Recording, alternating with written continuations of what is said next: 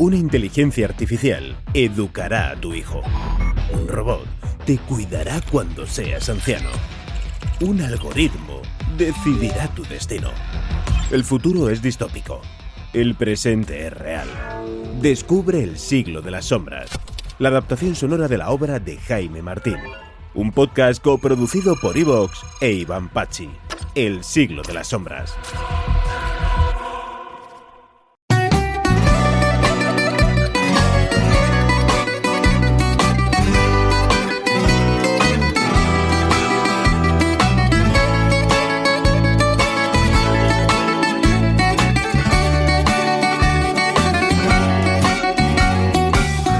La noche envolvía al velero y una luna llena arrojaba sobre el precario embarcadero en el que se hallaba amarrado su potencia de luz casi diurna.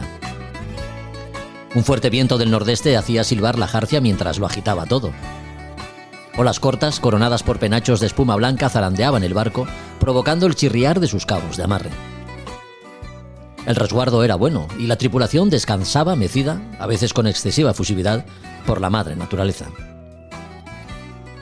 El alba llegaba cargado de matices anaranjados y rosáceos, rozando primero el botalón de proa para extender después la calidez soleada de los primeros días de octubre por toda la cubierta.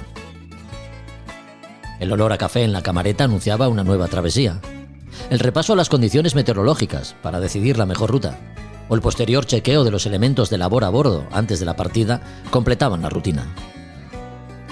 A la orden, tras virar la cadena del ancla, una vez separada ya la popa del muelle, el golfo, bautizado con el nombre del rey que en él encontró su muerte, Sarón, se abría ante nosotros.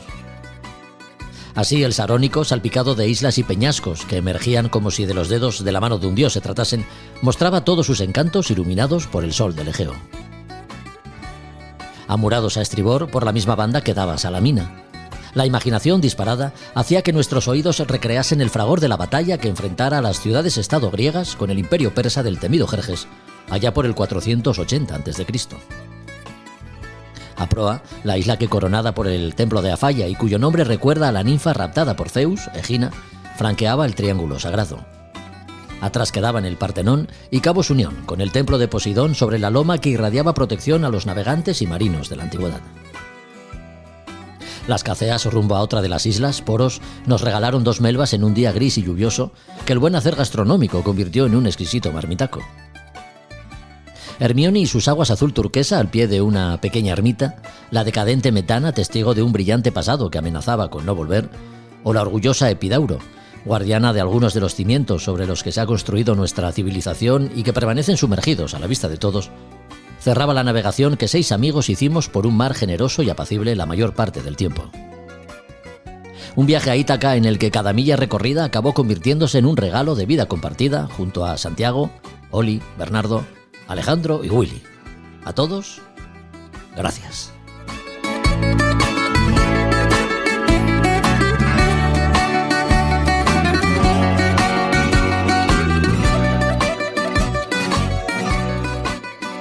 A Son de Mar, el podcast para marinos y amantes de la navegación.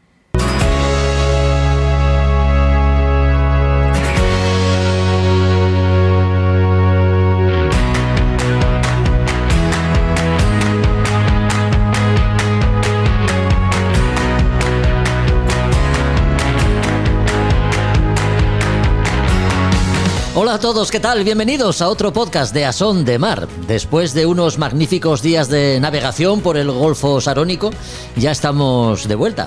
Y en el capítulo de hoy, la vela de competición es protagonista por partida doble.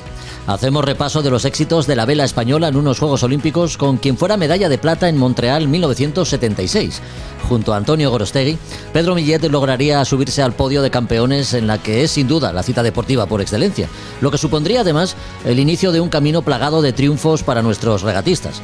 De sus inicios y trayectoria deportiva hasta la actualidad en la que participa en regatas de barcos clásicos a bordo de su cascabel, hablamos en este episodio. También lo hacemos con Iker Almandoz, patrón del NJ, el barco vasco vencedor en la última edición del Campeonato de Cruceros celebrado en Bayona este pasado fin de semana. La regularidad mostrada por su tripulación a lo largo de las regatas celebradas en un escenario tan cambiante como el que tuvieron ha servido para que se alzasen con el triunfo final. las novedades editoriales de Librería Robinson, que en esta ocasión repasa la historia de una afamada naviera española ya desaparecida, Vapores Serra, una aventura empresarial, una historia de barcos, como reza el subtítulo del libro, los personajes de Josu Jiménez en las Españas de ultramar y sus exploradores, con la figura de don Fernando Sánchez de Tobar como protagonista, y lo relativo a títulos náuticos para la navegación recreativa, modalidades y atribuciones, con Roberto Bucetas, completan este episodio. Recuerda que si vendes productos náuticos o algún servicio relacionado con la náutica, somos la mejor plataforma para llegar a tus clientes. Miles de oyentes cada mes comprometidos son la mejor garantía. Gracias por estar ahí. Comenzamos.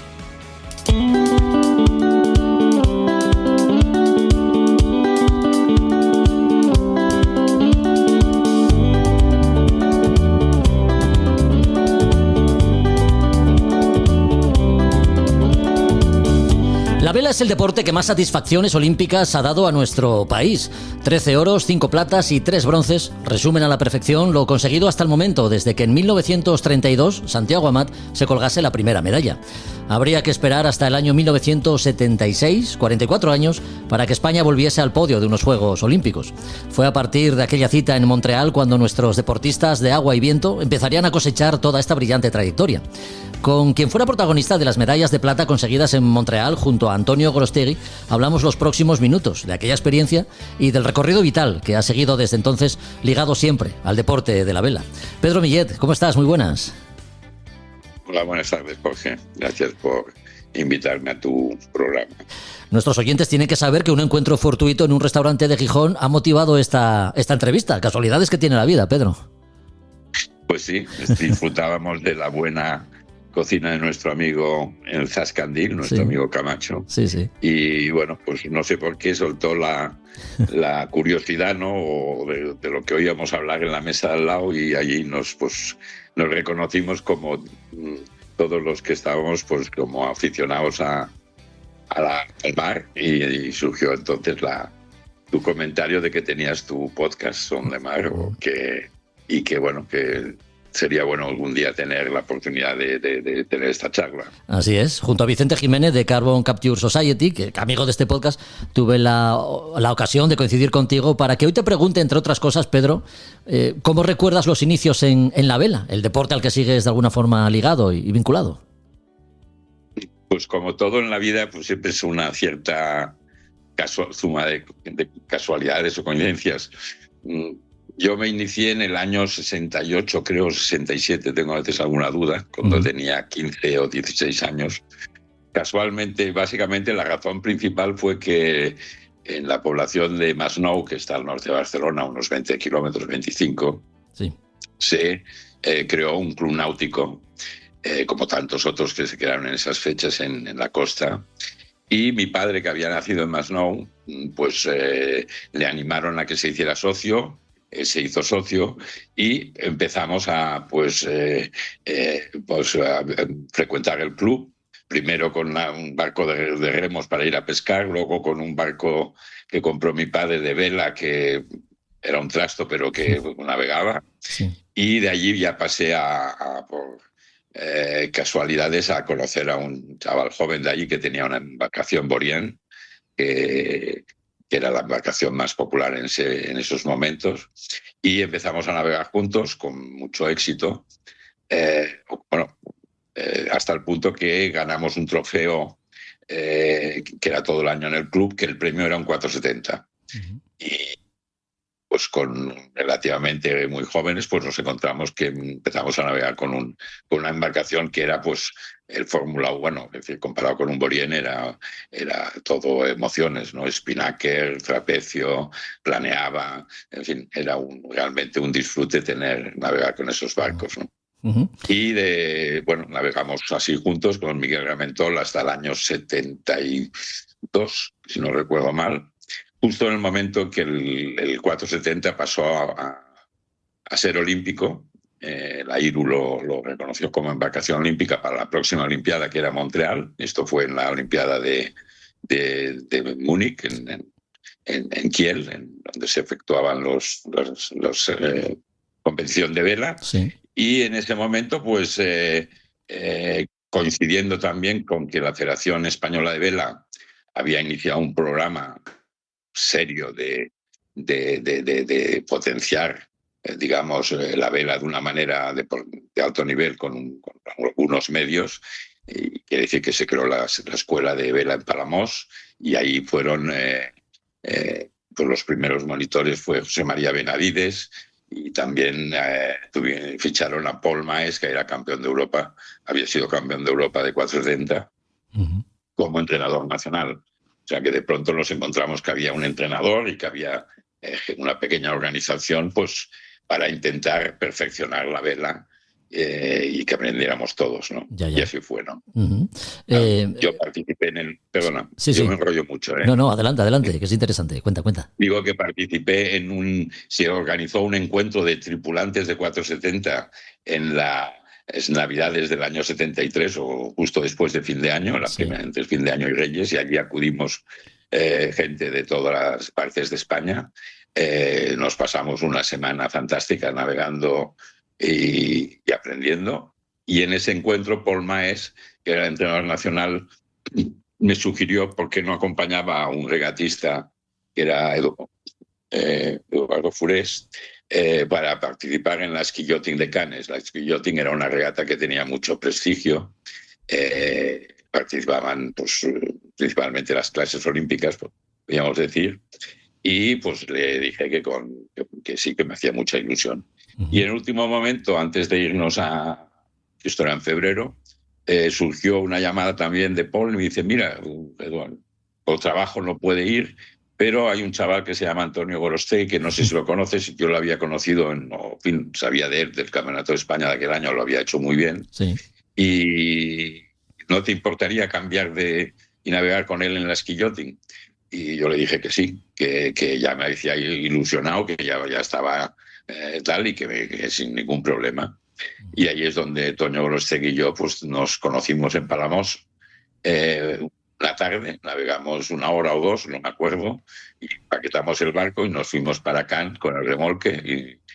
Y creo recordar que quedamos como 10º en esa regata, que era un resultado brillante, ¿no? Ganamos el Campeonato de España aquel año, ganamos muchas regatas, y el año 74 tuvimos un año internacional muy bueno. Yo me tuve que ir a la mili, Toño continuó y ganó el Campeonato del Mundo en Nápoles, sin mí. Sin ti, pero bueno, seguía acordándose de ti, por lo que veo. Sí. Fue en ese sentido. Sí. Además me lo dijo: oye, no te preocupes, que aunque hemos ganado el campeonato con Albalat, se llamaba un chaval de Palamós, sí. Dice, pero tú y yo seguimos con el plan. Y el último año, pues fue el año 76, era el año donde se tenía que decidir la selección, digamos, quién iba a la Olimpiada. Uh-huh. Afortunadamente, el principal adversario nuestro, que era Forteza se llama, sí, un mallorquín, un chaval joven que era muy, muy bueno, pero que le gustaba más al ajedrez que la vela. En algún momento relativamente temprano de la temporada, en que ganamos las primeras eliminatorias, pues decidió abandonar el proyecto, y tuvimos, Toño y yo, la ventaja de que en el mes de marzo ya sabíamos que íbamos a la Olimpiada. Uh-huh. En aquel momento hay que imaginar que una regata de 470 nacionales o un campeonato de España tenía 60 o 70 barcos, sí. Y no iban todos, había que clasificarse en los campeonatos regionales. Quiero decir que era un momento en que la vela de vela ligera tenía un boom importante. Altísimo. Sí, por lo que cuentas, Pedro, la relación tuya con Antonio Gorostegui, ya tuvo un feeling, digamos, desde el primer momento, ¿no? Enseguida os compenetrasteis. Sí, fue una, amor a primera vista, sí. Que teníamos una relación, digamos, pero que evidentemente se sustentó en la firme y decisión y el apoyo que también tuvo Toño en su familia, de decir: oye, yo aquí, mi proyecto personal es dedicarme a la vela a los 100%, y yo pude, digamos, subirme a ese carro, ¿no? Sí. Hablamos de una medalla de plata en Montreal en el año 1976. Digamos que el éxito de aquellos Juegos Olímpicos fue rotundo, no solo por las medallas de plata que os colgasteis, sino, si no estoy mal informado, Pedro, el barco también era de construcción española. Había varios astilleros que construían barcos en España en aquel momento, ¿no? Ya sean Snipes o ya... Y en concreto había un astillero en Premià de Mar que se llama Roga, que eran los Rovira García, los acrónimos de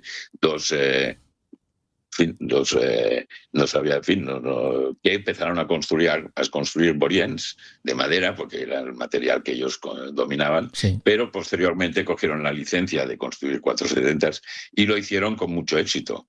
Roga exportaba barcos a todo el mundo, podríamos decir, a toda Europa. Me acuerdo que en la estación de tren de Premià, que se veía cuando íbamos, había siempre algún vagón con 470 allí, 3 o 4 unidades, pues y eso tuvo eso a nosotros nos sirvió, y debo decir, no sé si, que Roga y Rovira en concreto, pues se esforzó muchísimo en hacernos el mejor barco posible, y lo consiguió. Nos hizo un barco el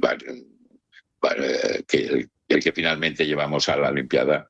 Yo creo que había uno que Toño decía que el que se quedó aquí último quizás era mejor, ¿no? Pero bueno, en cualquier caso nos dio una embarcación de alto nivel de prestaciones técnicas, ¿no? Sí, de todas formas, el piano no hace al pianista, Pedro? El piano no hace al pianista. Sí. Un barco. Incluso las velas que llevamos en la Olimpiada, el foco y la mayor, fueron de la industria Brera Marçal, que era una compañía, digamos, que nos regaló unas velas en último momento. Dijo, oye, nos las fotocopió de las que nos parecían mejores y nos las llevamos, pues bueno, no cuesta nada llevarse un juego más. Y en último momento, probando, veíamos que las más rápidas eran esas, comparativamente con las que creíamos nosotros que eran las North que íbamos a llevar.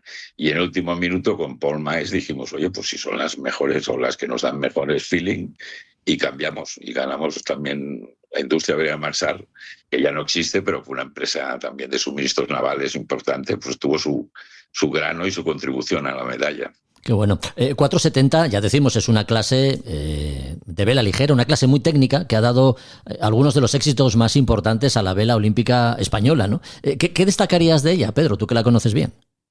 Bueno, que, como tú dices, ha sido seguramente sumado, pero la clase que ha dado más medallas a la vela, porque es la clase más popular, digamos, en el sentido de que es la embarcación, tal como dice, 4,70 metros, debe pesar unos 115 kilos aproximadamente, con 2 tripulantes, con orza batible, y que tiene todos los requisitos técnicos pues para disfrutar al máximo de las sensaciones que nos aporta la vela. Es un barco rápido, y económicamente en su momento era bastante asequible. Bueno, era algo que era, diré, un lujo, pero era asumible, ¿no? Si tenía una familia, chavales que les gustaba navegar, muchos eran hermanos, ¿no? Y ya te digo, pues eso hizo enormemente popular la clase, no solo en España, en todo el mundo, ¿no? Fue una... sigue siendo. Pedro, si nos retrotraemos en el tiempo, nos vamos a Montreal en el año 1976. El lago Ontario fue el escenario elegido para las pruebas náuticas en aquella ocasión, pero es verdad que navegar en lagos o aguas interiores pues también tiene dificultades añadidas, ¿no? Digamos que la orografía propia del lugar condiciona muchas veces el régimen de brisas y vientos con los que hacer andar el barco. En este sentido, ¿cómo era navegar en el lago Ontario? ¿Qué peculiaridades tenía? Hombre, yo diría que nosotros tuvimos la oportunidad el año anterior de la Olimpiada, en el año 75, el Mundial de 470 se corrió en el estado de Nueva York, en el otro lado del lago Ontario, digamos, sí. Con lo cual tuvimos una primera experiencia. Luego se corría, como en todos los años, la preolímpica en Kingston, o sea, en las mismas aguas, las mismas fechas, más o menos, que se corría la Olimpiada al año siguiente. Y eso nos permitió tener un primer contacto con las aguas, navegar en aguas dulces, ¿no? Esa es la principal, yo diría, Sí, diferenciación, sí. es la densidad del agua, ¿no? El agua, al ser menos densa, lógicamente el barco flota menos y eso, pues bueno, tiene su... Y la ola, digamos, pues suele ser una ola más corta, más aunque habíamos navegado en algunos pantanos españoles, hay buenos pantanos para navegar en aguas interiores, pero sí que en ese sentido, y luego pues no deja de ser, de cierta manera, un poco sorprendente cuando tienes un buen rocío, pues que no es salado, ¿no? Que es agua dulce, ¿no? Sí, sí. Pero en el régimen de brisas era bastante, sí, tuvimos condiciones de viento bastante buenas en general, ¿eh? Hasta algún día faltó un poquito, pero no, tuvimos más bien buenas brisas, ¿no? Y algún día de brisa fresca, de fuerza 5, incluso no, más de 5, 6 quizás, pero como mucho, ¿no? Parcialmente el último día fue quizás uno de los más ventosos en la última regata. Ya. ¿Y cómo organizabais, cómo planificabais cada una de las regatas? Recordemos que estamos hablando del año 1976, cuando quizá los deportistas no tenían el apoyo del equipo, digamos, en tierra, ¿no? Como podía ser, pues, ir acompañados de un psicólogo, de un fisioterapeuta, de un nutricionista, de un meteorólogo. Nada de eso había. No, la verdad es que todavía, sobre todo la meteorología, no había casi... En fin, todo era bastante muy intuitivo, ¿no? Sí. Quiero decir que yo recuerdo que incluso en años posteriores el único parte meteorológico que obtenías a veces, si hablo de vela de altura, era llamar al aeropuerto de Barcelona, que te daban una especie de, pues eso, ¿no? Vientos del este o, en fin, una previsión. Y eso si no veías a Mariano Medina la noche anterior, que igual te daba alguna indicación de que venía un frente del pero sí, el equipo técnico era, ya te digo que estaba Paul Maes y teníamos un asesoramiento también bastante bueno en cuanto a tema de normas y de reglamento. Y bueno, el equipo de vela fuimos un equipo muy numeroso, quiero decir que estuvimos con Fly Dutchman, con Abascal con Benavides, estuvo José Ledoreste, en fin, estaba el Soling con los hermanos Costas y con Anglada, y también estaba, si no recuerdo, el Tempes con Gancedo, con Jesús Turro. Es decir, que el equipo español más 2 suplentes éramos un grupo numeroso. Y no solo éramos un grupo numeroso, éramos amigos, habíamos estado compartiendo la escuela de vela y algunos eventos internacionales pues en los últimos 4 años. Quiero decir que había un grupo humano muy cohesionado y muy denso, sí, de relación. Muy sí. Y muy de disfrutar mucho, quiero decir. Sí. Bueno, fueron los alemanes, creo recordar, los que se llevaron la medalla de oro, vosotros os colgáis la de plata, volvéis para España y ¿qué pasa una vez llegáis de Montreal? Aparte de la atención mediática que sentiríais, ¿no? Y de la popularidad del momento, ¿seguisteis entrenando? ¿Abandonasteis ya la clase 470? ¿Cómo fue vuestra evolución? Bueno, la realidad, sí, haciendo memoria, la sorpresa fue que en el momento de la última regata o el día antes, no me acuerdo, el último día, claro, llegó la noticia, digamos, a los medios de que había la posibilidad de ganar una medalla en Kingston, en 470, ¿no? Porque nosotros salimos a la última regata como íbamos segundos, salíamos segundos en la general. Y de pronto aparecieron periodistas deportivos como Alex Botines, me acuerdo, y nos empezaron a entrevistar, oye, ¿cómo veis? Y tal, periodistas fotográficos, Cabellino Pi, que te hizo un reportaje estupendo del último día, y bueno, pues ya empezamos a percibir un poco esa atención mediática, ¿no?, que generó la medalla, ¿no? Claro. Y que, como tú bien dices, al principio no tanto, porque yo no, es que solo estuve un día en la Villa Olímpica de Montreal, el cierre, sí que pudimos vivir la clausura, que fue muy, muy emotiva, y fue a aterrizar en Madrid y los que íbamos a Barcelona, como aquel que dice, como tantas cosas, ahí Toño y yo nos despedimos, yo seguí y no cruzamos ya, nos fuimos directos al vuelo que nos llevaba a un puente aéreo, supongo, pero fue llegar a Barcelona y debo decir que en fin, la recepción que hubo en el aeropuerto de Barcelona fue vamos, como un torero saliendo por la puerta de la maestranza, a hombros, sí. Y hubo una reacción popular, en fin, popular en el sentido de amigos y medios también, que no la esperábamos. No veníamos de un mes estando en Canadá, pues, vamos, yo hablé una vez con mi familia por teléfono, como aquel que dice. Sí, sí. O sea, nos escribíamos cartas todavía en esa época. Sí. Claro, estábamos hablando cuando... de una época en la que había hambre, ¿no? De éxitos deportivos. España no... Sí, y la reacción, como te digo, desde el primer momento fue de un entusiasmo desbordado. Desbordado. Evidentemente, luego la federación nos dio un premio también económico, tanto a los del K4 como a Toño y a mí, que no estaba previsto ni se conocía, pero que se sintieron, pues bueno, pues fuimos a ver a Zarzuela, a ver al Rey, y continuamos navegando un tiempo en la pregunta que me hacías. Toño y yo me acuerdo que ganamos el Campeonato de España en Huelva, en Punta Umbría, ese mismo en el mes de agosto. Fue un broche de... Y ya Toño tenía claro que él quería navegar en Star, que era clase olímpica. Había dejado de ser clase olímpica, ya no me acuerdo. Pero él tenía muchas ganas de navegar en esa clase, y aunque navegamos un par o tres de regatas más juntos, yo me dediqué pues bueno, yo ya había acabado la carrera, había empezado mi vida profesional, por decir algo, y Toño se concentró mucho en el Star. De hecho, fue doble campeón del mundo de Star, una carrera exitosa. Sí. Y yo seguí navegando en 470, pero con mi hermano como tripulante primero, luego con otro amigo, con Joaquín Noro Magosa, y poco a poco, pero ya de un modo casi inmediato, me contactó Alejandro Guas, Chano, que me dijo, oye, el año que viene hay Admirals Cup en Inglaterra, como cada 2 años, estamos en un proyecto que vamos a ir y nos gustaría que vinieras con nosotros, ¿no? Y ya desde el principio del 77, pues me empecé a meter en este mundo de la vela de altura, ¿no? Y participé en esas minas del año 77 con el Odysseus 4.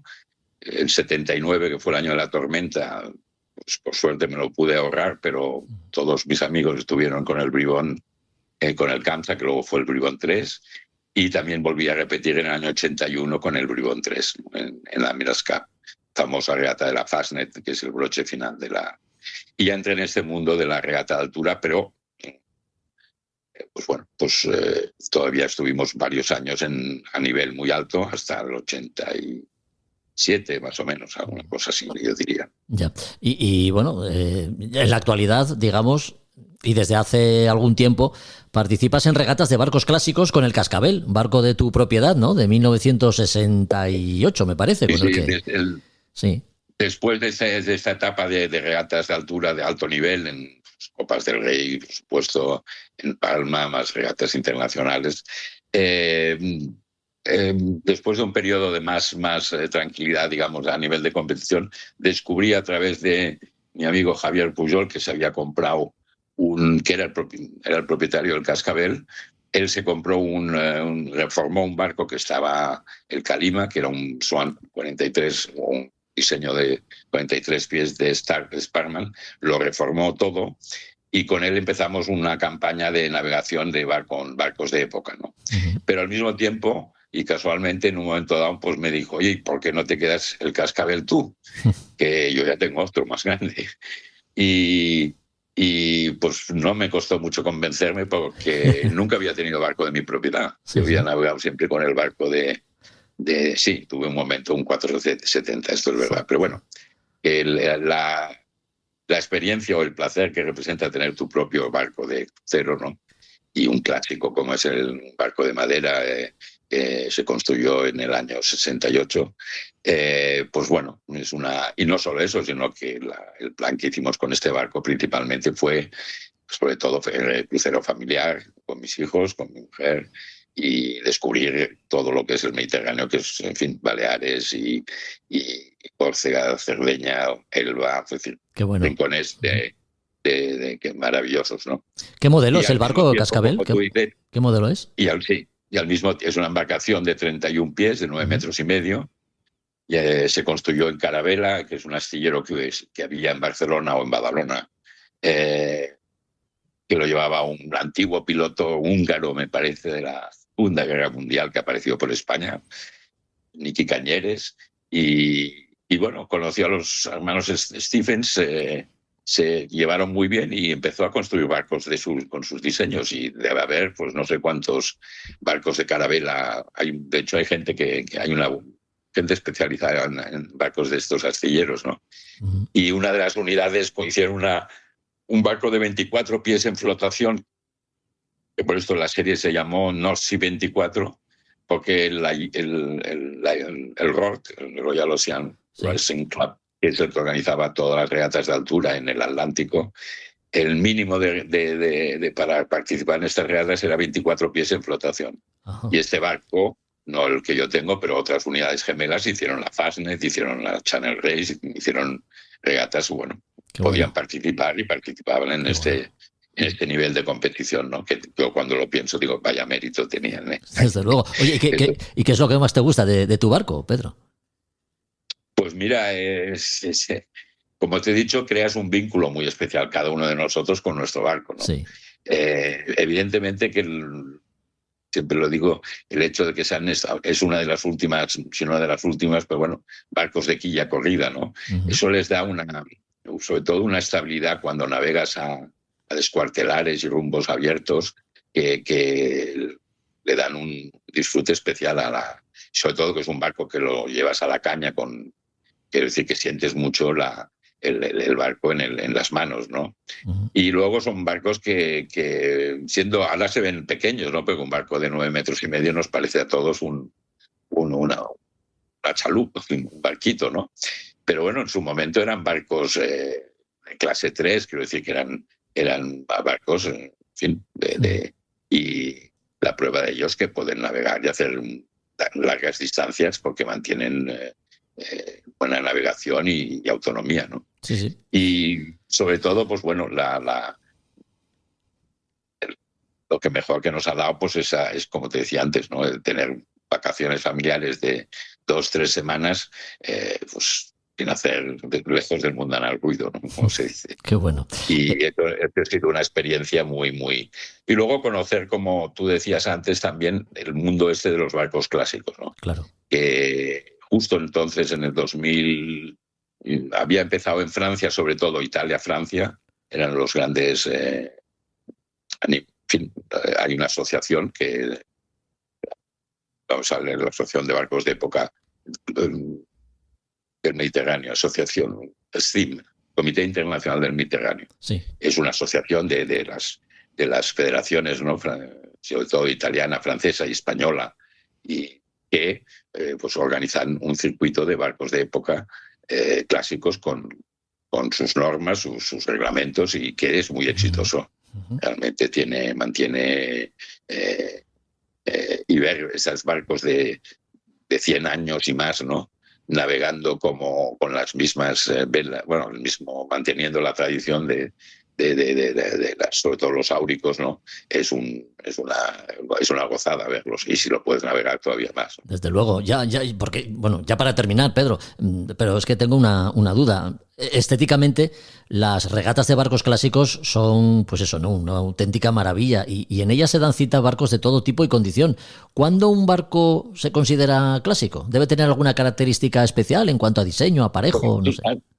Sí, tienen, como te digo, hay este comité CIM, que es el que regula y hace todas las reglamentaciones. Ya. Básicamente hay como, a ver si digo todas las categorías bien, hay los barcos clásicos que son hasta 1955, creo. Uh-huh. A partir del 55 son los clásicos. O sea, no, hay barcos de época que son los más antiguos, y los clásicos empezamos en el año 55 hasta el 77, si no recuerdo mal. Uh-huh. Y el condicionante, otros que estén construidos en el material que, digamos, se diseñó o se construyó el barco, quiero decir. Es decir, que básicamente predomina. Lo que no hay es poliéster. Barcos de clásicos de poliéster no hay. Ya. Hay alguno de aluminio, porque se construyó en aluminio, o incluso posiblemente en hierro, ¿no? Pero en poliéster no, es un material que está, digamos, prohibido, ¿no? Ya. Y luego hay, pues ya digo, hay varias categorías en función de la edad de los barcos y el tipo de aparejo. Los áuricos, los que llevan, digamos, el aparejo de foque, trinqueta, yankee, cangreja y escandalosa, esos tan bonitos, digamos, Sí. estos navegan en su categoría, y los Marconi, digamos, los otros que no son, estos navegamos en nuestra categoría. La mayoría de clásicos no hay áuricos, ¿no? Pero en las divisiones más antiguas sí. Y bueno, no hay, digamos, evidentemente el principal valor, como tú dices, es la conservación, ¿no? De cómo los dos barcos están, en algunos casos, mantenidos a un nivel de belleza y de esto fantástico, ¿no? Sí, sí, son preciosos. Lo cual es un mérito para sus armadores, porque es evidentemente un amor realmente por ese tipo de barcos que cuando los ves navegar dices, pero qué bien se diseñaron, ¿no? Sí, es verdad. Es una maravilla verlos, ¿no? Sí. Y bueno, vamos, cualquiera que escuche nuestra charla en tu podcast, que se quiera acercar al mundo del vela clásica, pues creo que hay, ya digo, hay el rank, que no sé si el rank funciona creo que sí todavía, es el que tiene el contacto con el CIM, y yo les animaría pues a ver alguna de las, o participar, o animarse a comprar un barco. Tampoco no son muy caros, y si uno tiene cariño y un poco de habilidad para digamos, barnizarlos, y en fin, el barco lo agradece, ¿no? Porque duran, son duros de pelar. Desde luego que sí. Bueno, el mantenimiento, eso sí que lleva un poquito más de tiempo, para eso hay que tener tiempo. Bueno, y no deja de ser una inversión el dinero que uno se deje en este tipo de barcos, ¿no? Al final. Sí, hay gente que afortunadamente, algunos pues tienen la habilidad o, en fin, la necesidad de decir, y les encanta barnizar y fijar y arreglar, y tienen esa. Yo no soy uno de ellos, pero afortunadamente tengo, pues bueno, algunos de los amigos que he conocido, pues algunos de ellos se dedican profesionalmente, algunos son mestras d'asha o carpintero de ribera, ¿no? Que se dicen, que los hay todavía, cada vez menos, y luego hay gente, bueno, pues hay gente que pues le encanta trabajar la madera, y se encuentran todavía chavales, gente joven también que le gusta y vive de este trabajo tan en cuanto a velas, pues lógicamente nos hemos tenido que adaptar a los nuevos materiales, no a los más sofisticados, pero el Dacron pues lo podemos utilizar en nuestras velas, lo cual pues, nos permite también disfrutar de una navegación lo más rápida posible, ¿no? Desde luego. Mira, pues yo ya me estaba haciendo ilusiones, Pedro, porque mi barco, el Aruna, es de quilla corrida del año 75, pero cachis la mar, es de fibra. No fuera, hay una categoría sí. que no te he mencionado, que se llama espíritu de tradición, bueno, que puedes participar en estas regatas en esta categoría, y las condiciones son algunas veces son barcos que son réplicas o que se han construido pero que tienen materiales como fibra de carbono para reforzar los cascos, que algunos están muy perjudicados, palos de carbono, velas que son de Kevlar o eso, pero estos pueden correr en una categoría que se llama espíritu de tradición, porque el barco tiene esa manera. Es decir, son barcos que se diseñaron pues en esos años, como tú dices, 73 o anteriores. Sí. Y es posible que el barco tuyo entrase perfectamente en esa categoría. Bueno. Si lo averiguo, te lo hago saber. Pues sí, te lo agradecería. Las regatas de época que más, en la cornisa cantábrica, pues desgraciadamente no ha habido tanto. Es verdad que el Mediterráneo, pues los barcos, aunque están pues se mueven de Francia, Italia, España, relativamente son transportes relativamente cortos o relativamente, y el circuito permite que haya barcos, pues que incluso barcos que vienen de Estados Unidos, algunos, ¿no? Para hacer ese circuito. Sí, pero es una pena que no haya quizás alguna prueba en no sé, en Rías Bajas o que no haya calado, digamos, esa. Pues sí.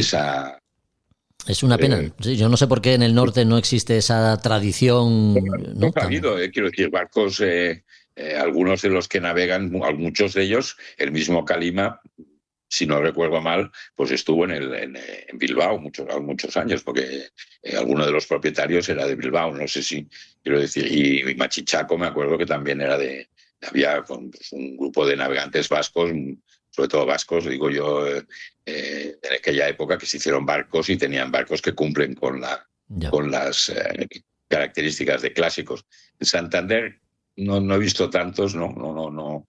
Y en Gijón, como tú sabes, nos conocimos ahí, sí, pues voy a menudo, sí. Aunque estoy delante de la marina, de algún barco, alguno ahí a veces que dice, este podía ser un clásico. A veces ves entrar alguno pero pocos hay, incluso seguramente en la parte atlántica francesa, pues no hay tantos como en el Mediterráneo, evidentemente, ¿no? Así es.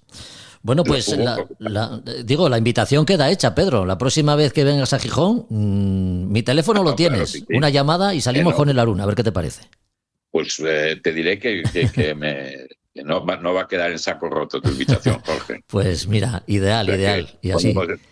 Y así aprenderé mucho de un maestro. No, lo pasaremos bien seguro. Seguro que sí. Pedro Millet, medalla de plata en Montreal 1976, recordemos, junto a Antonio Gorostegui en Clache 470, leyenda viva de nuestro deporte que ha tenido la amabilidad de acompañarnos estos minutos en A Son de Mar. Gracias, Pedro, por la visita, ha sido un verdadero placer. Sí, a todos tus oyentes y compañeros, y yo ya, como puedes imaginar, me apunto ya también a oír tu podcast de aquí en adelante.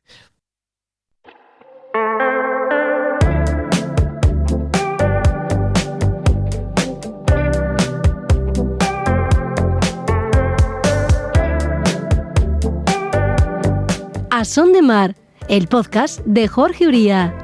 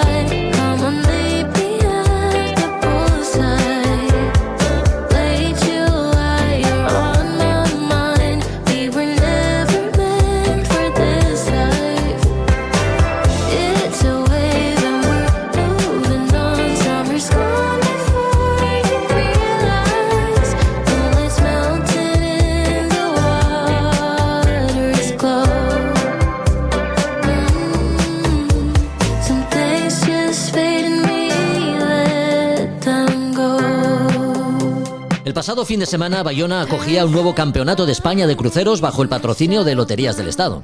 Fue el equipo vasco el que en esta ocasión se llevó el triunfo. El NJ, patroneado por Iker Almandoz, mostraría la regularidad suficiente a lo largo de toda la competición como para terminar vencedor de esta edición 2025. Con prácticamente todos los escenarios imaginables en cuanto a condiciones meteorológicas, los barcos participantes y sus tripulaciones mostraron su mejor perfil competitivo, siendo, como decimos, el NJ la embarcación líder. Así que vamos a hablar con su patrón, con Iker Almandoz. ¿Qué tal, Iker? ¿Cómo estás? Muy buenas. Muy buenas tardes, Jorge. Lo primero, enhorabuena, nuestras felicitaciones. Nada, muchísimas gracias. La verdad es que encantado, el equipo encantado. Claro que sí. Oye, Iker, 17 tripulaciones las que competisteis en el campo de regatas de Bayona y todas con ganas de llevarse el triunfo final, como es lógico. Hay que demostrar mucho para acabar en lo más alto del cajón, ¿no? ¿Cómo lo hicisteis? Bueno, a ver, como has dicho, las condiciones en las clasificatorias fueron muy complicadas y yo entiendo que ha habido barcos que igual no han llegado a la final, pero porque ha habido mangas que se han terminado, Jorge, con 2 nudos, 3 nudos, le podía tocar un agujero de viento, o sea que sí que es cierto que ha habido igual algún barco que de calidad podía estar en la final y no ha podido entrar y bueno, las regatas son así. Vamos. Sí, porque si incidimos en estas condiciones tan cambiantes de las que hablamos, recordemos que el viernes la niebla impidió que se disputaran las mangas correspondientes a ese primer día de campeonato para dar luego paso al sábado y el domingo en un escenario completamente distinto, ¿no? Sí, Yo creo que la última manga nuestra sí que la hicimos con 8 o 10 nudos, que nos sacaron un poco fuera con un viento más estable y ya era un poco menos, como decimos los regatistas, un poco menos lotería, pero sí que ha habido alguna manga que fue un poco lotería. Y bueno, ahí el punto de suerte que hace falta también, pues nosotros y algún otro equipo la tuvimos para entrar en la final y bueno, y es lo que toca. Y allí unas veces a estuvisteis. unos y otros a otros. Y allí estuvisteis en la final. De las tripulaciones rivales, Iker, ¿hubo alguna especialmente a tener en cuenta? El Solum Tenerife Canarias de Javier Padrón, por ejemplo, parece que llegó con ganas de rivalidar el título, ¿no? Bueno, Javi es un gran navegante. Javi, en regata que esté, va a estar adelante seguro. Nosotros teníamos claro que Javi era uno de los barcos, pero bueno, había varias comunidades. De Canarias también había otro barco, el de Joaquín Blanco, que también, la verdad es que muy buenos barcos, asturianos, la verdad es que había muy buena gente, muy buena gente. Recuerdo que la primera edición en la que el barco asturiano, el Bullbox, fue el vencedor, los barcos, monotipo todos, se intercambiaban. En cada regata había que hacerse con un barco diferente. ¿En esta edición también ha sido así? Sí, se sortean los barcos y nosotros en concreto, de los 6 barcos que hay, hemos navegado en 3 de ellos. Y sí que te van diciendo, nosotros era la primera vez que íbamos, que hay algún barco que anda un poquito mejor que otros, normal, porque al final no pueden estar todos igual trimados ni nada. Claro. Y bueno, mientras no te toque alguno que falle mucho, que parece ser que a nosotros no nos tocó ninguno de los que falle mucho, más o menos los demás son muy equiparados. Bueno, esto añade un aliciente, ¿no?, a la competición. El hecho de tener que hacer, digamos, una puesta a punto más concienzuda y digamos que adaptada a las necesidades de cada equipo. El tema está aquí, Jorge, es que no dejan tocar nada, ¿vale? Ay, amigo. Aparte Vale. o sea, no nos dejan tocar ni la jarcia ni nada. Y luego, además, yo soy de los que pienso que para tocar una jarcia y un barco así sin conocerlo y que funcione bien, no hay tanta gente capaz de hacerlo. Los que conseguimos hacerlo al final es a base de prueba-error. Uh-huh. Y no lo puedes hacer en 2 días. Exactamente, sí. Ni gente ni tiempo, ¿no? Porque llegáis ya para competir, como quien dice, a Bayona, ¿no? Sí, nosotros al final cada uno tiene su trabajo. El jueves salimos de Fuenterrabía, que teníamos casi 8 horas de camino, 7 horitas y pico. Uh-huh. Llegamos allí a las 3 de la tarde y a las 4 nos dejaban el barco para probarlo un par de horas. O sea que llegamos justitos. Justitos, sí. Hablamos de barcos Fígaro. ¿Qué cualidades destacarías tú, que estás acostumbrado a barcos de regata puros y competiciones exigentes, como es el caso de la clase J80, Iker? El barco es un barco, la verdad es que es un barco duro y es un barco que va bien, pero no es un barco, yo creo que preparado para hacer regatas de más race. Tiene una caña muy grande porque está preparado se hizo aquel barco para lo que se hizo, y entonces para pasar de banda a banda es un poco incómodo, pero es un barco duro y navega muy bien. Es un barco rápido. Uh-huh. Además son barcos que ya tienen sus años y están muy bien. Recordemos a nuestros oyentes que tú atesoras una buena trayectoria deportiva. Sin ir más lejos, en la clase J80 sabes lo que es participar, quedar en buena posición e incluso ganar en algunas de las pruebas más relevantes, ¿no? Copa del Rey, europeos, mundiales. Bueno, el J80 hemos metido muchas horas, que no hay más secreto en esto, y sí, tenemos buenos resultados. Tenemos un par de podium en mundiales, tenemos podium en el europeo, Copa del Rey, Spiwes, que hemos hecho bastantes. Nosotros vivimos cerca de Francia y es una regata que nos encanta ir. Pero vamos, hay siempre unos cuantos barcos que es muy difícil de ganar, entre ellos en el que navega Javi Padrón, que ya ha ganado 3 mundiales seguidos. Ya. Uh-huh. Vamos, que tu tripulación, la que fue contigo a Bayona, estaría ilusionada, ¿no?, al ir con un patrón con tanta experiencia y sed competitiva. Bueno, a ver, realmente la tripulación con la que he ido es mejor todavía, igual que el patrón, y llevamos navegando juntos desde niños. Qué bueno. Y en el 80 navegamos el mismo equipo, lo que pasa es que íbamos 2 más, porque en 80 nosotros solemos ir 4 y en este barco íbamos 6.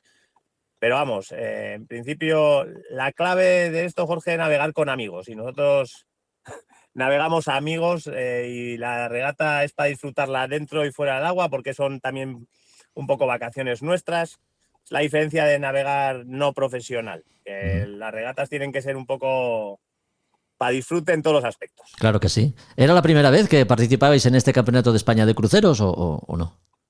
Sí, nosotros normalmente los últimos años hemos hecho J80, lo que pasa que, bueno, por problemas míos que tengo la pierna fastidiada, este año no hicimos 80 y me planteó el velero, el trimmer, con un J92 que tengo con un amigo, hacer las clasificatorias para esto. Nos clasificamos, tuvimos buenas regatas y allí hemos ido. Nueva experiencia, y la verdad es que llegar y tener la suerte de poder ganar, pues te puedes imaginar que el equipo, vamos, ni nos lo creemos. Buena experiencia de las mejores, claro que sí. Eso es. ¿Y te animas ya para el año que viene? Como barco vencedor habrá que defender el título, ¿no? A ver si puedo, porque me me tengo que operar y si me opero y la pierna funciona, igual nos vamos otra vez al 80 y si no, pues intentaremos. Pero bueno, que no es fácil clasificarse tampoco. Nosotros tenemos un J92 y aquí también en el País Vasco hay gente muy buena, con barcos que defienden también bien. Y bueno, este año nos hemos clasificado, pero no sé si el año que viene nos daría para clasificarnos. Oye, de los 2 días de competición que tuvisteis en Bayona, ¿cuál fue el más complicado de los 2? Yo creo que el más complicado fue el sábado, por las condiciones que te he dicho que tuvimos, que era muy inestable y podía pasar cualquier cosa.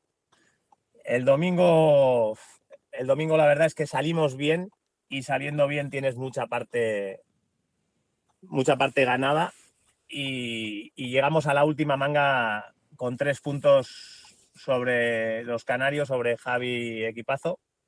Y bueno, y en la última manga nos salimos de línea, tuvimos que dar la vuelta. Lo que pasa que a media primera ceñida entró un chubasco muy fuerte y bueno, ahí la verdad es que navegamos bien, conseguimos que el barco fuese para adelante, no de costado, y pudimos remontar hasta el tercero y ganar el campeonato. O sea que muy bien. Bueno, pues muy bien. Pues desde aquí, Iker, repetimos nuestras felicitaciones.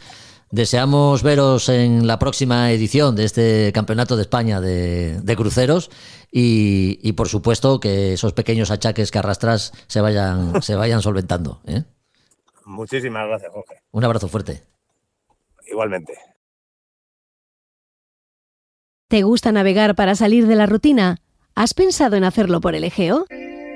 Sailing Indómito te lo pone fácil. Suelta amarras y disfruta con nosotros tu charter por las islas griegas, poniéndote a la rueda o contratando patrón, tú eliges. Travesías y expediciones a los rincones más espectaculares de las costas griegas, fondeos de ensueño cargados de historia. Navega siguiendo la estela de los dioses y héroes de la antigüedad. Deja en tierra la cotidianidad. Sailing Indómito, aventuras de mar por destinos de fantasía hechas a medida. Todavía tengo en la memoria el Egeo. Sigo mirando las previsiones del Golfo Sarónico y recordando lo vivido hace unos días en islas como Egina o Poros y puertos como el de Hermione o Epidauro. Experiencias de vida que he vivido, ya sabéis, con amigos. He tenido la fortuna de volver a Grecia y al Egeo con buenos amigos, gracias a Sailing Indómito. Javier Manso, ¿qué tal? Muy buenas. ¿Qué tal? Muy buenas, Jorge. Aquí estamos de nuevo. Oye, y muchas gracias, ¿eh?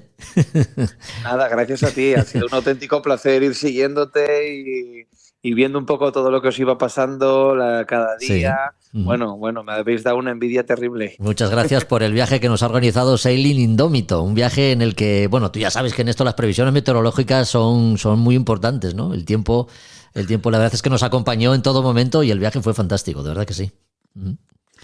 Pues nada, ahora solo queda seguir navegando, repetir o probar sitios nuevos y un poquito...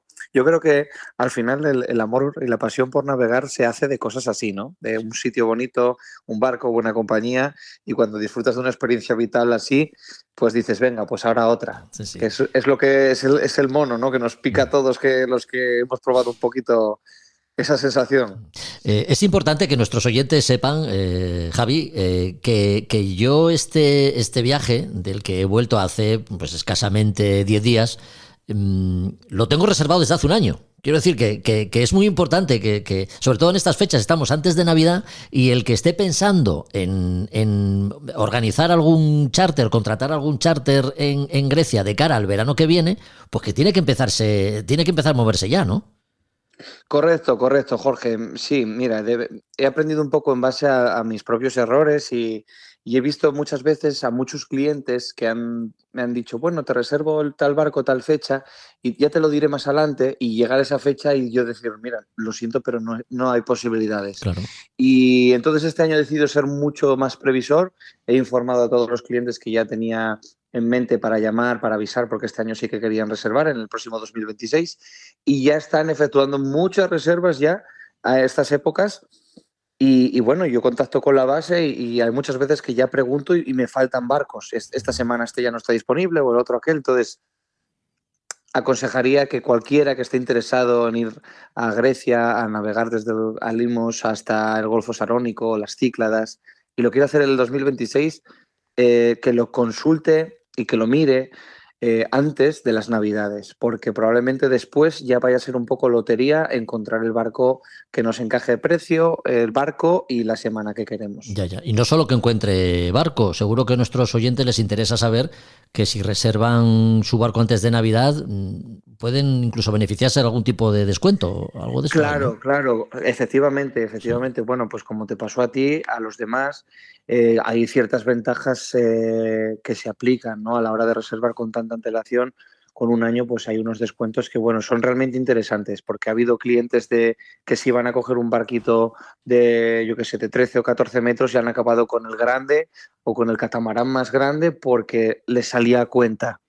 Entonces es un poco por lo que yo aconsejo personalmente a toda la gente y a los que sois mis clientes que lo miréis con antelación, porque son muchas ventajas y poder escoger qué semana es la que tú querías, el barco que tú querías, a mí me parece esencial. Sí. ¿Y qué pasa con aquel perfil de usuario que le apetezca mucho hacer un charter, una navegación por el Egeo, por Grecia, pero no se vea con la suficiente, digamos, experiencia como para coger un barco como patrón? Hay que decir algo, la primera semana de septiembre tenéis organizado algo con Tomás Ruiz.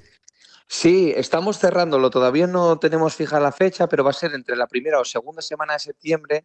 Organizaré con mi amigo Tomás, que él tiene su escuela en la que forma gente que ya igual sabe algo de náutica o igual nunca no se ha podido subir a un barco y pues desarrollar y mejorar esos conocimientos que ya te han impartido y ya no te acuerdas muy bien de poner en práctica.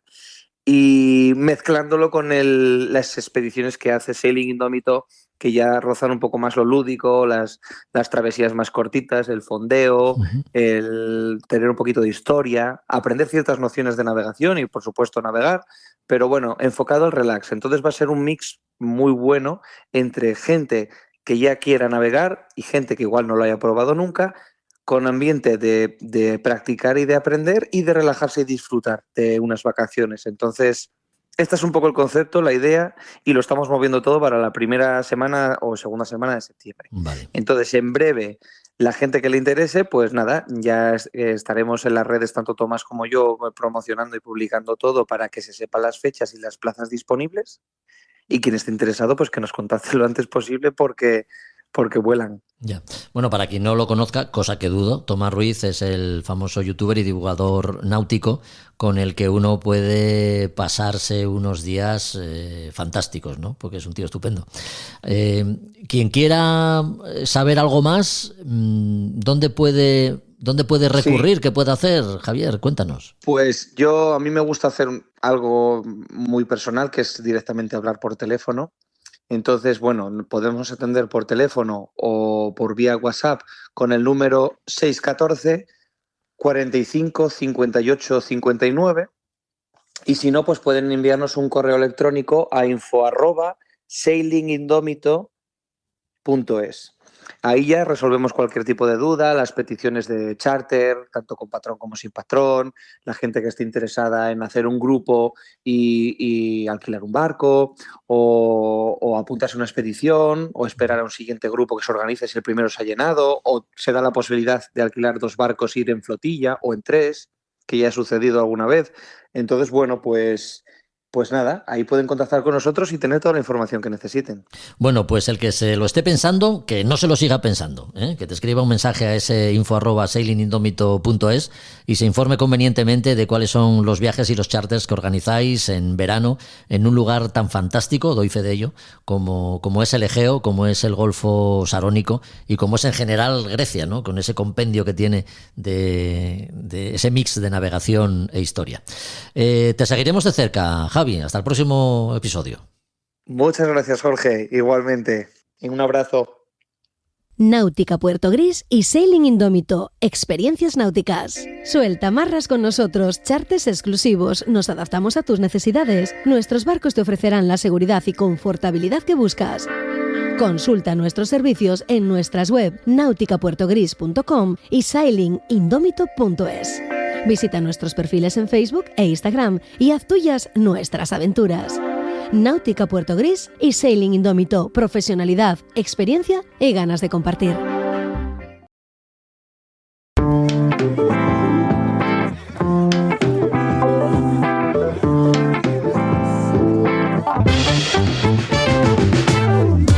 Bajamos a la camareta de la Luna para leer alguno de los libros que selecciona para nosotros Juan Melgar.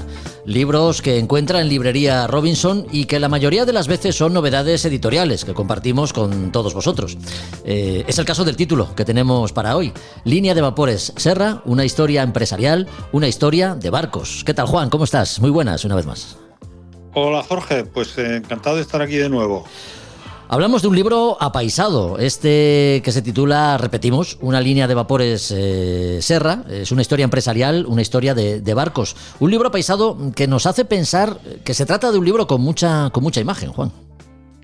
Efectivamente, es un libro que tiene pues mucho contenido gráfico, no solo letras, para que no se asusten los lectores que tienen más que no son tan amigos, que les gusta más el ver que leer. Sí. Pero sí, es un libro con mucho contenido visual, de imagen. Muy bien. Sí.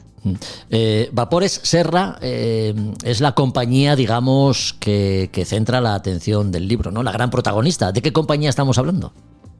Pues esto fue una gran naviera de finales del siglo XIX y principios del XX, o sea, desarrolló su actividad en ese periodo. Sí.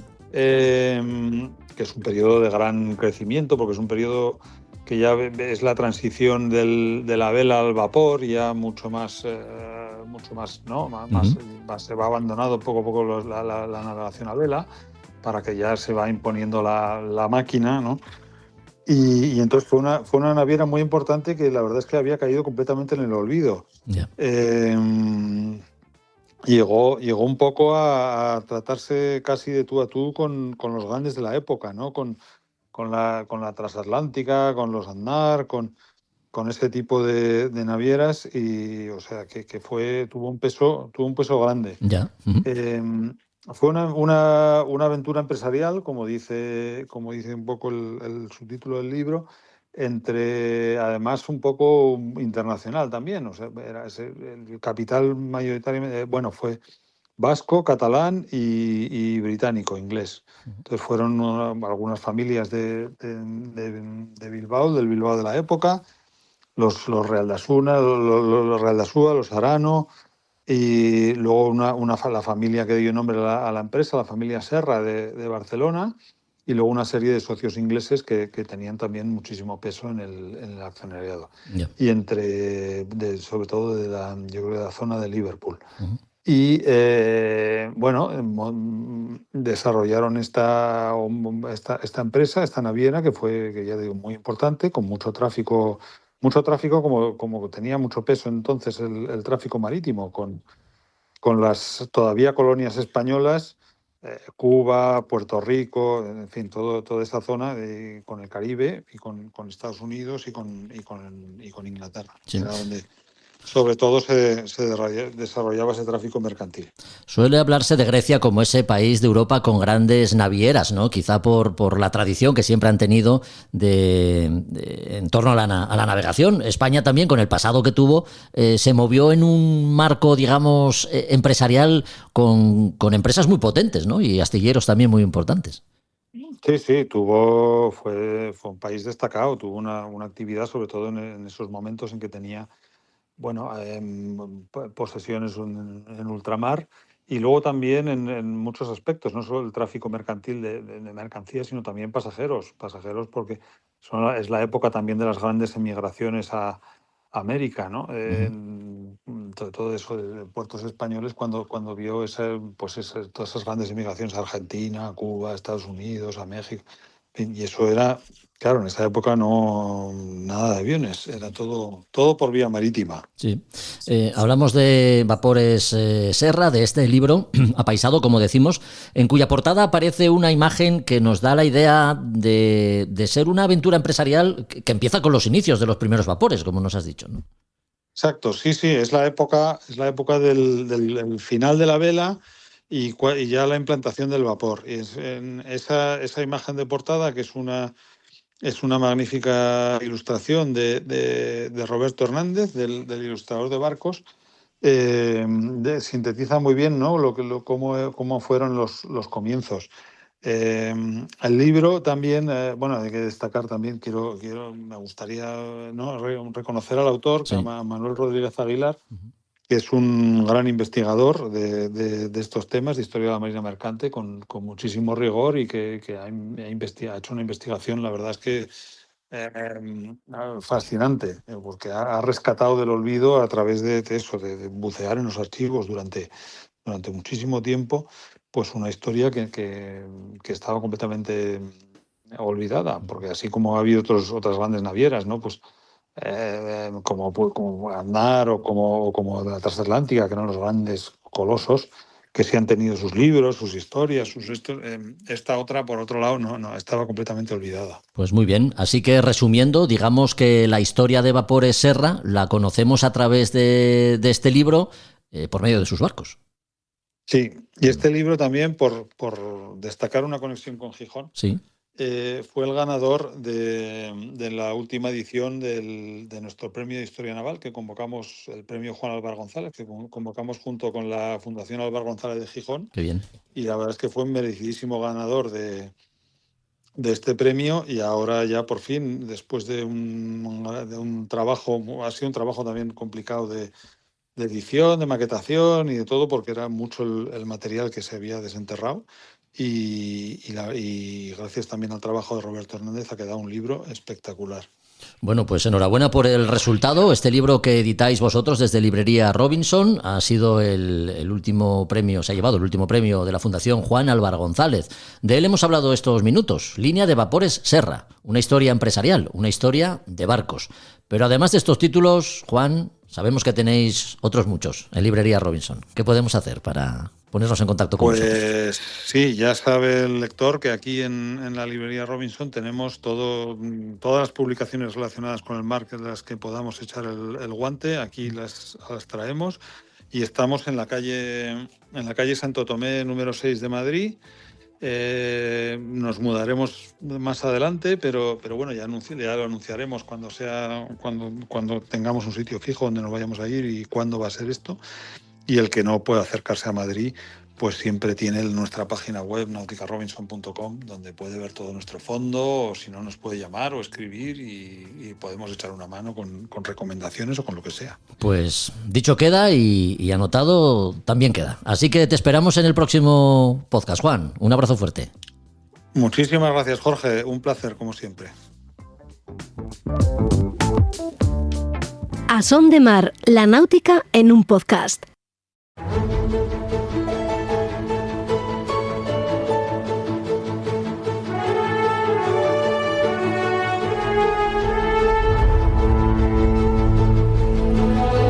Más allá de la línea del horizonte esperan las Españas de ultramar y sus exploradores para dar buena cuenta de cuál ha sido nuestra historia a través de las hazañas y sinsabores de sus protagonistas, los que en cada capítulo llegan de la mano de Josu Jiménez. Esta vez para conocer la figura de don Fernando Sánchez de Tobar. ¿Qué tal, Josu? Cuéntanos algo más de don Fernando Sánchez de Tobar. Pues muy buenas tardes, noches y días a todos. Nada, pues vamos a volver otra vez a la época de la Marina Castellana y del siglo XIV, que bueno, la Armada Castellana o la Marina Castellana se convirtió en una marina poderosísima en todo el norte, en el Cantábrico, en el norte de Europa y bueno, en todas partes de la zona, digamos, que conocida de la época. En este caso lo vamos a hacer, ya hablamos en otro momento de una parte de esto, con Bocanegra, etcétera, y con Fernando de Tobar, pues este almirante de Castilla que sucedió a Bocanegra estuvo en la época famosa y la época tan turbulenta como la época de la guerra de los Trastámara, ¿no?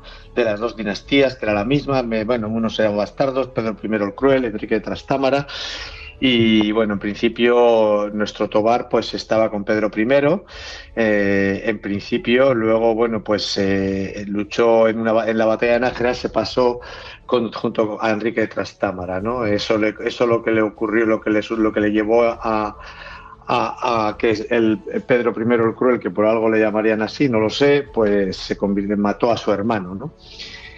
Podemos decir que, bueno, al final, como todos saben, pues ni quito ni pongo rey, sino ayuda a mi señor, cuando perdió Pedro I su reino y quedó Enrique de Trastámara, pues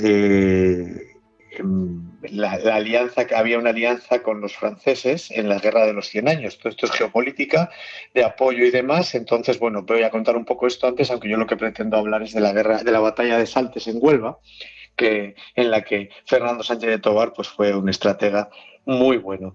Pero antes, para indicar y para adelantar que ya hablamos de esto en otra situación, bueno, pues junto con los franceses, la Armada Castellana, podemos en 1380 y 80, y bueno, quizá sí, por esa época, decidieron atacar la costa sur de Inglaterra. Dejaron allí en la costa sur de Inglaterra pues un rastro de derrotas y arrasaron pues eso, ¿no? Winchelsea, Hastingpool, bueno, arrasaron con todo y bueno, pues la potencia de la Armada Castellana al mando de él y de todos sus hombres pues era poderosa. A partir de ahí, bueno, se firmaron tratados y demás, pero bueno, en 1380, que me equivoco antes con la fecha del 81, pues volvió a suceder las guerras dinásticas, unos por la defensa de, bueno, mantener la dinastía en Portugal y otros por digamos que anexionarse Portugal a la corona de Castilla. Y entonces, en esto que teníamos, pues un poquito ahora la guerra en vez de los 100 años era al revés, es decir, tenemos a los britanos apoyando en este caso a los portugueses y a los franceses apoyando a los españoles. En este caso, bueno, pues en el transcurso de las batallas, de la guerra, pues los britanos iban a mandar pues una serie de tropas en galeras, en una serie de barcos para reforzar la fuerza, en este caso, de los portugueses. Y ahí es donde tenemos como, bueno, en 1300, en este caso, en 1381, digamos que los britanos iban a desembarcar 2.000 hombres en Lisboa. Entonces, informados de todo esto, desde Sevilla zarpa Sánchez de Tobar y con rumbo noroeste sale a mar abierto y bueno, se encuentran el día 17 navegando en torno a, digamos, a vuelta encontrada las dos escuadras. Estaban en el Algarve. Lo que hizo Fernando de Tobar es, al ver que su victoria en ese momento no podía ser segura, viró y ordenó regresar a puerto. Ahí los portugueses vieron la oportunidad de perseguir a esta flota. Pero ahí Tobar ordenó remar a todos los hombres en las galeras que llevaba a gran ritmo, a boga de combate, casi como podríamos decir en otros términos, y de entonces pues los perseguidores debieron elevar el esfuerzo también casi a boga de combate, ¿no? Para superar esa rapidez que tenían los de Tobar. Había una velocidad superior entre barcos portugueses, que eran barcos, digamos, navíos, y otros que eran galeras, y entonces, bueno, 2 horas de boga, agotamiento, verano, calor, y los portugueses en este caso se fueron quedando atrás. digamos que a la altura de la isla de Saltés, que es, en este caso, si lo miráis, está en Huelva, en la desembocadura del Odiel, allí se detuvieron esos portugueses para atacar a los pescadores. Entonces ahí donde Tobar mandó parar a su flota, descansar mientras contemplaban un poco todo este desastre que estaban haciendo en la isla, virar las proas y en formación compacta atacar, acometiendo a las galeras de vanguardia. Lógicamente estaban separadas y encima estaban atentas a otra cosa, y el resto de ellas de las que quedaban, fueron de una en una los castellanos, y las iban capturando sin dificultad. Cayeron en una trampa, esa trampa de huir, que era una trampa que si alguno conoce, por ejemplo, las tácticas de los árabes, de los musulmanes en la España, en las batallas campales o en las batallas, era la de huir para que cuando saliesen a degüello los cristianos, ellos saliesen otra vez hacia atrás a combatir. Pues en este caso era una táctica similar en el mar. Con lo que entonces la derrota se fue consumando progresivamente. La pelea fue cada vez mayor, no podían enfrentarse con éxito a los nuestros, en este caso los castellanos, y lo que al final se decidió fue tratar de reagrupar las fuerzas para tratar de resistir y poder escapar. Al final el combate fue que de las 23 galeras portuguesas solo se libró la del comandante, que fue la que tuvo que llegar a Lisboa con un solo barco. Esto, lo que sí, por un lado, fue una victoria, porque el comandante portugués, a pesar de esa gran derrota con las 22 presas que se llevó Tobar a Sevilla, pues permitió que los britanos entraran a Lisboa y descargasen, ¿no?, sus 2.000 hombres. De todas maneras, esta victoria que tuvo Tobar lo que permitió fue que anuló la ofensiva de Portugal. La supremacía castellana ya no solo era en el norte, en el Cantábrico y en el Canal de la Mancha, sino también en el Atlántico. Ya los portugueses no pudieron armar más flotas y entonces, el reino quedó debilitado. Digamos que aquí terminó esta primera parte, porque ya la parte política se continuó, volvió otra vez otra guerra, y 2 años después, al final los portugueses en la batalla de Aljubarrota, pero esta es de tierra, lograron vencer a los castellanos, pero nuestro Tobar estaba en Lisboa bloqueando la salida, porque esperaba que entrase el rey Trastámara, que entrase en Lisboa. Eso no pudo ser, y allí fue donde nuestro Tobar murió en su barco, pues como tantos héroes de nuestra historia. ¿Qué hubiera pasado si se hubiese unido los dos reinos? Pues igual la historia hubiese sido distinta, ¿no?, de la que tenemos ahora. Yo lo hubiera preferido, pero eso es una cosa mía. Esto es un poco todo, ¿no? Una cosa tuya que alguna vez lo has dicho, lo has comentado, sí. Bueno, la Armada Castellana, ¿no?, en el siglo XIV es verdad que fue una importante fuerza naval. Por aquel entonces, alguno de los personajes más afamados fue don Fernando Sánchez de Tobar. A él dedicamos estos minutos, los que corresponden a las Españas de ultramar y sus exploradores, con Josu Jiménez, a quien, como siempre, agradecemos aquí su presencia, y esperamos en el próximo podcast que rescatemos a nuestros más insignes aventureros. Josu. Bueno, pues muchas gracias, y aquí estaré para tratar de contar lo mejor que pueda, que uno lo intenta. Pues hasta entonces, un abrazo. A Son de Mar, el podcast de Jorge Uría.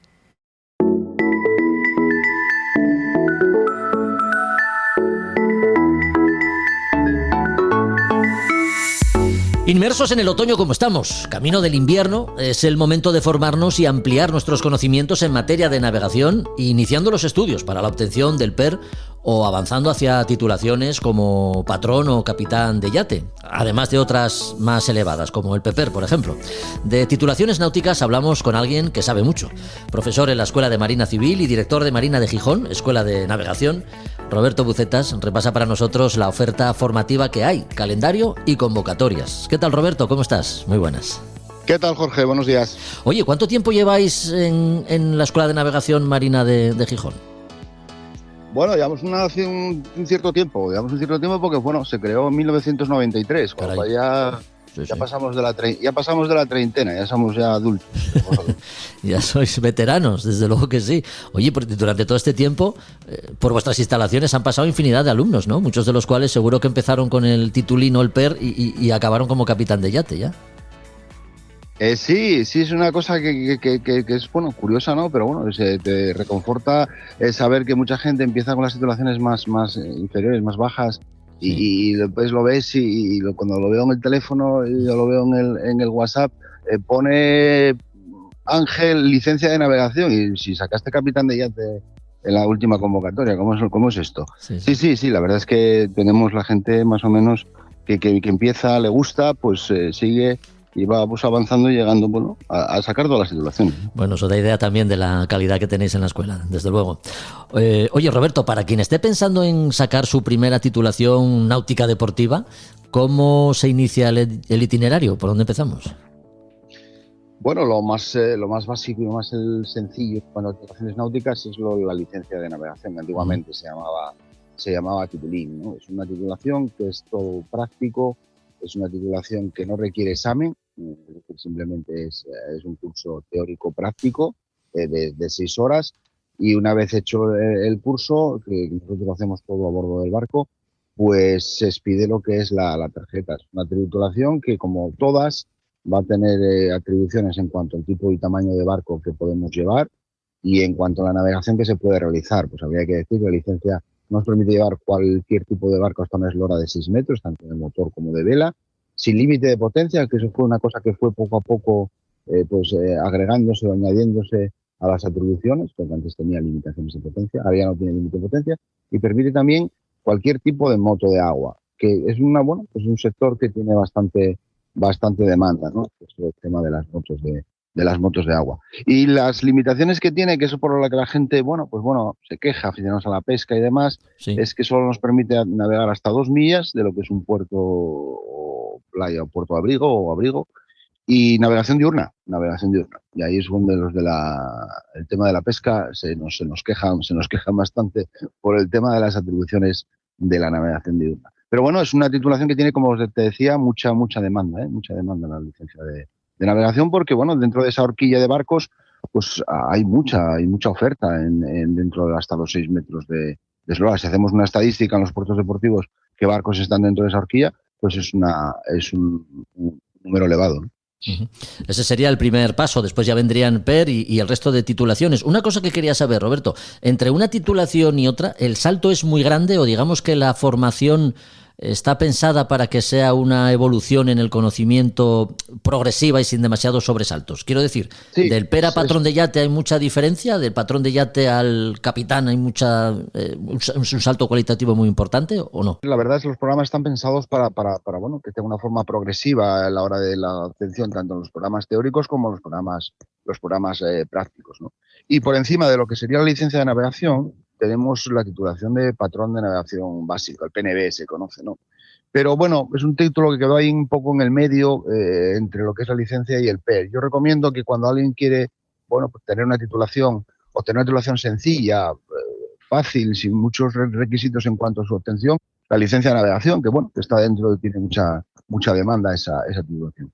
Y si no, pues pasarse a PER. PER permitiría llevar barcos hasta 15 metros y 12 millas de navegación, es decir, una línea a una distancia de 12 millas de la costa, una línea paralela a ella, ¿no? Que sería dentro de esa franja, podríamos hacer cualquier tipo de navegación. El PNB quedó a los 8 metros y 5 millas y quedó, la verdad, que no es una titulación que tenga mucha demanda. Así que podríamos pasar licencia o PER, optar por una o por otra, ¿no? Y después, pasamos y evolucionamos y llegamos a patrón de yate. Son titulaciones en las cuales ya tenemos que tener la titulación inmediata inferior. Es decir, yo a la titulación superior que puedo optar sin tener ninguna titulación previa sería PER. Patrón de yate, si es mucho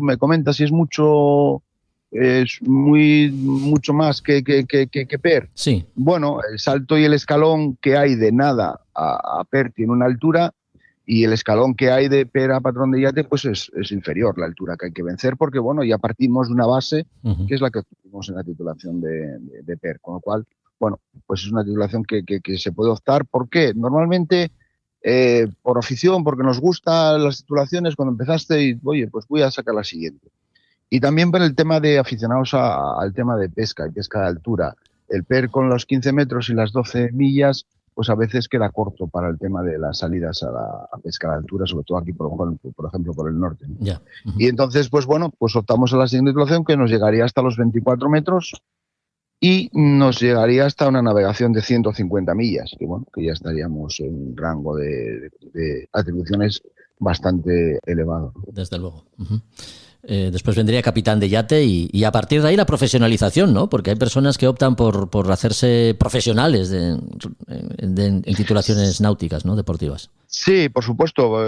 Lleva ya unos años desde el último Real Decreto, en lo cual sale ya lo que son las atribuciones profesionales, que tenemos el PEPER, el famoso PEPER que todo el mundo conoce, ¿no? Que a veces se confunde el acrónimo y hablamos de patrón profesional de embarcaciones de recreo, la gente piensa que es PER. Bueno, no, el PEPER se obtiene a partir de tener ya la titulación de capitán de yate, y a partir de ahí hacemos una atribución, una habilitación para poder llevar barcos de modo profesional. Aunque bueno, están lo que son las atribuciones anejas que reconoce el Real Decreto, que a partir de PER ya puedo tener unas pequeñas atribuciones profesionales en todas las titulaciones. Por ejemplo, el tema de salvamento, el tema de apoyo, el tema de apoyo para seguridad en barcos se puede hacer con PER.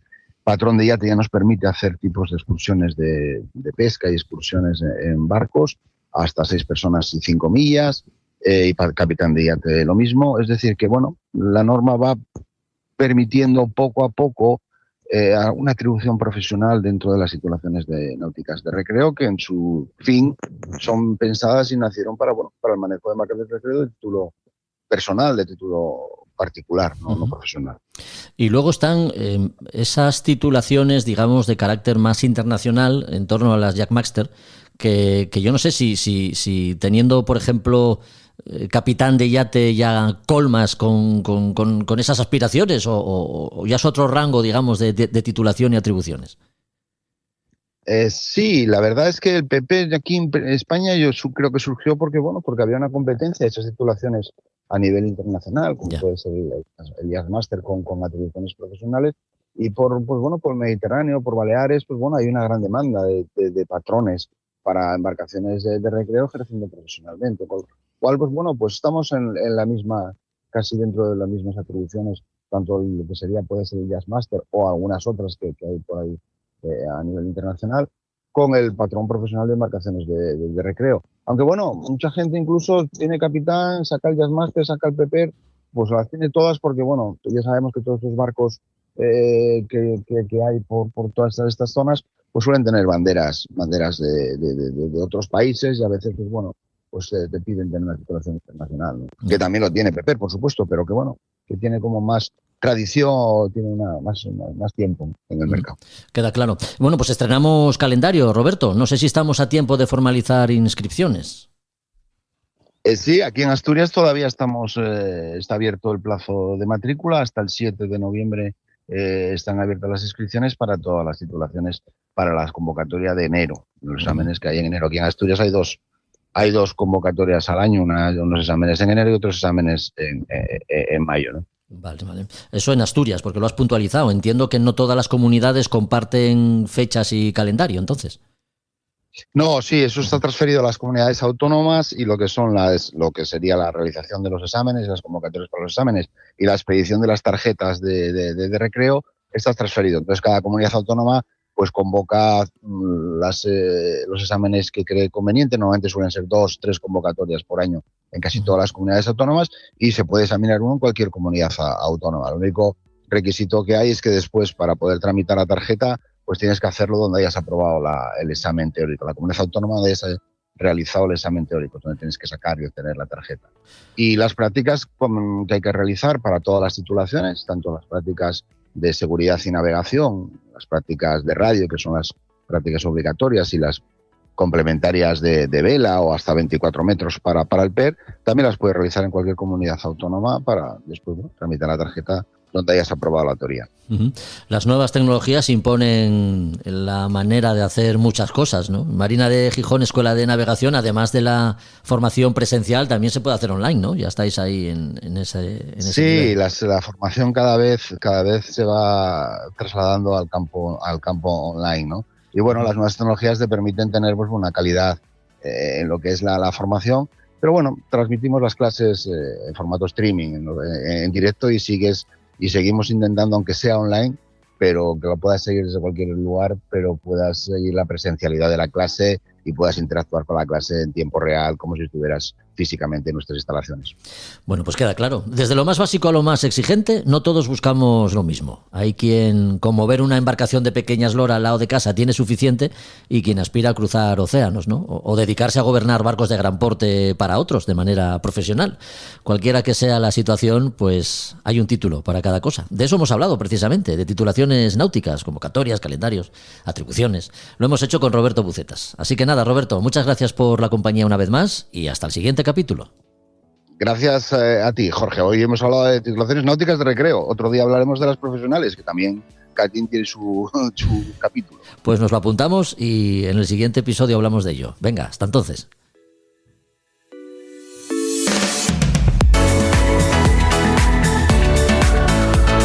Pues hasta aquí otro episodio de A Son de Mar. Recuerda que volvemos en 15 días para hablar de historias de mar con sus protagonistas. Historias que puedes compartir en cualquiera de las plataformas que emplees para escucharlas. Anúnciate con nosotros y llega a tus clientes. Ya sabes que hablamos de náutica y navegación. Hasta el próximo podcast. Adiós.